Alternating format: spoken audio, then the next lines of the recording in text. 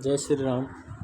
श्री रामचरितमानस के लंका कांड में रावण की सेना और श्री राम जी की सेना के मध्य युद्ध हो रहा है। तो इस प्रकार के प्रसंग का वर्णन इस प्रकार से है।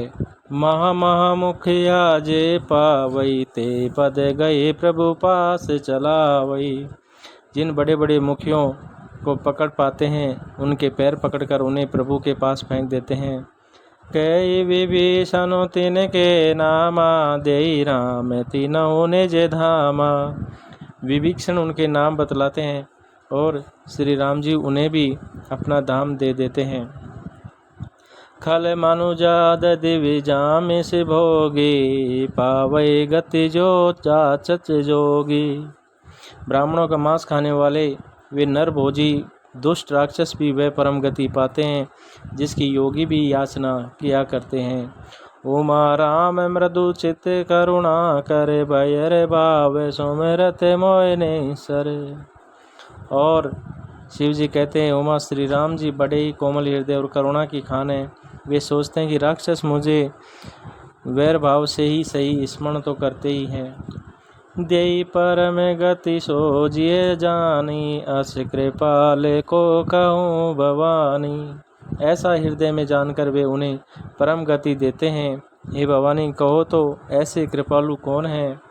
अस प्रभु सुनी न बजई भ्रम त्यागी नर मति मंदते परम अभागी। प्रभु का ऐसा स्वभाव सुनकर श्री राम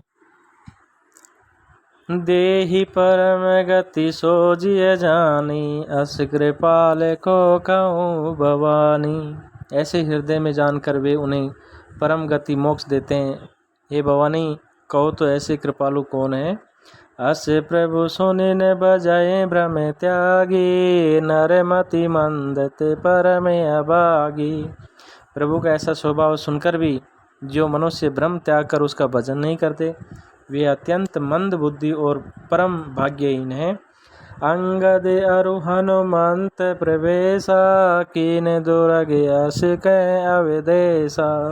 श्री राम जी ने कहा कि अंगद और हनुमान किले में घुस गए हैं। दोनों वानर लंका में कैसे शोभा देते हैं। लंका दो कपि सोहई कैसे मथई सिंधु दुई मंदर जैसे। और जैसे दो मंदराचल समुद्र को मत रहे हैं इस प्रकार से शोभा दे रहे हैं। बुझ बल रिपु दल दल मली देखी दिवस करे अंत कूदे जुगल विगत श्रम आए जय भगवंत। भुजाओं के बल से शत्रु की सेना को कुचलकर और मसलकर फिर दिन का अंत होता देखकर हनुमान और अंगद दोनों कूद पड़े और श्रम रहित होकर वहां आ गए जहां भगवान श्री राम जी थे। प्रभु पद कमल शीस तिन नाये देखि सुबट रघुपति मन भाए। उन्होंने प्रभु के चरण कमलों में सिर नवाए। उत्तम योद्धाओं को देखकर श्री रघुनाथ जी मन में बहुत प्रसन्न हुए और श्री राम कृपा करे जुगल निहारे भय विगत श्रम परम सुखारे। श्री राम जी ने कृपा करके दोनों को देखा जिससे वे श्रम रहित और परम सुखी हो गए। गए जाने अंगद हनुमाना फिरे बालू मर कट बट नाना। अंगद और हनुमान गए जानकर सभी भालू और वानर वीर लौट पड़े। जातु दान प्रदोष बल पाई धाय करे दस शीस दुहाई। और राक्षसों ने प्रदोष काल का बल पाकर रावण की दुहाई देते हुए वानरों पर धावा किया। निश्चर यानी देखी कपि फिरे जैत कट कटाए भट भिरे। राक्षसों की सेना आती देखकर वानर लौट पड़े और वे योद्धा जहाँ तहाँ कट कटा कर भिड़े। दो बल प्रबल प्रचारे प्रचारे लरत सुबट नहीं मां नहीं हारी। दोनों योद्धा दोनों ही दल बड़े बलवान हैं। योद्धा ललकार ललकार कर लड़ते हैं कोई हार नहीं मानते। महावीर निश्चर सब कारे नाना बरन बलि मुख बारे। सभी राक्षस महान वीर और अत्यंत काले हैं और वानर विशाल काय तथा अनेकों रंगों के हैं। सबल जुगल दल संबल जोधा कौतुक करत लरत करि क्रोधा। दोनों ही दल बलवान है और समान बल वाले योद्धा हैं। वे क्रोध करके लड़ते हैं और खेल करते हैं, वीरता दिखलाते हैं। प्राबिट शरद पयोध गनेरे लरत मनौ मारुत के प्रेरे। राक्षस और वानर युद्ध करते हुए ऐसे जान पड़ते हैं मानो क्रम से वर्षा और शरद ऋतु के बहुत से बादल पवन से प्रेरित होकर लड़ रहे हों। अनीप अकंपन अरुअति काया विचलत सैन कीन इन माया। अकंपन और अतिकाय इन सेनापतियों ने अपनी सेना को विचलित होते देखकर माया की। भयो निमिष में अति अधिकारा वृष्टि होए रुधिरो पल छारा। पल भर में अत्यंत अंधकार हो गया, खून पत्थर और राख की वर्षा होने लगी। देखे निबिड़ता में दसों दिशे कपिदल भयो खबर। एकन देखई जैते करई पुकार। दसों दिशाओं में अत्यंत घना अंधकार देखकर वानरों की सेना में खलबली मच गई। एक दूसरे नहीं देख सकता और सब जहाँ तहाँ पुकार रहे हैं। सकल मरम रघुनायक जाना लिए बोली अंगद हनुमाना। श्री रघुनाथ जी सब रहस्य जान गए। उन्होंने अंगद और हनुमान को बुला लिया और सब समाचार कहकर समझाया।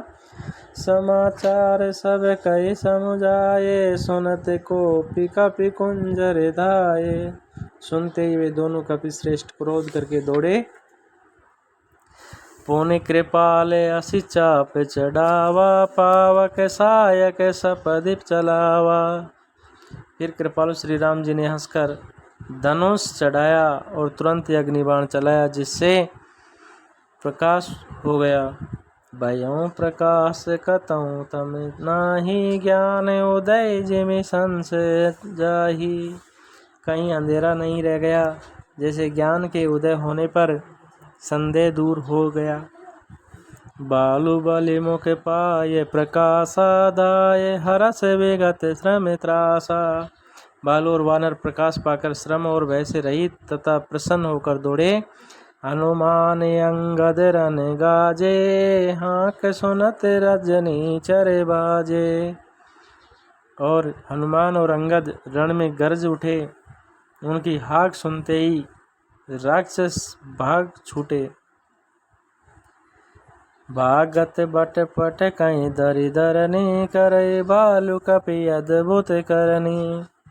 भागते हुए राक्षस योद्धाओं को वानर और भालू पकड़कर पृथ्वी पर दे मारते हैं और अद्भुत करनी करते हैं। गई पद डारई सागर माई मकर उरग जस धरि धरि खाई। और पैर पकड़कर उन्हें समुद्र में डाल देते हैं। वह मगर मच्छ सांप उन्हें पकड़ पकड़ कर खा डालते हैं। कछु मारे कछु घायल कछु गड़े चढ़े पराई। गर जय बालु बलि मुखे रिपुदल बल बेचलाई। कुछ मारे गए, कुछ घायल हुए, कुछ भागकर चढ़कर चले गए। अपने बल से शत्रु दल को विचलित करके रीछ और वानर गरज रहे हैं। निशा जान कपि चारवानी आए जहाँ कौशला धानी। रात हुई जानकर वानरों की चारों सेनाएं टुकड़ियां वहाँ आई जहाँ कौशलाधीश श्री रघुवीर जी थे। राम कृपा करे चितवा सबहि भय विगत श्रम वानर तबहि। श्री राम जी जो ही सबको कृपा करके देखा त्यों ही वे वानर श्रम रहित हो गए।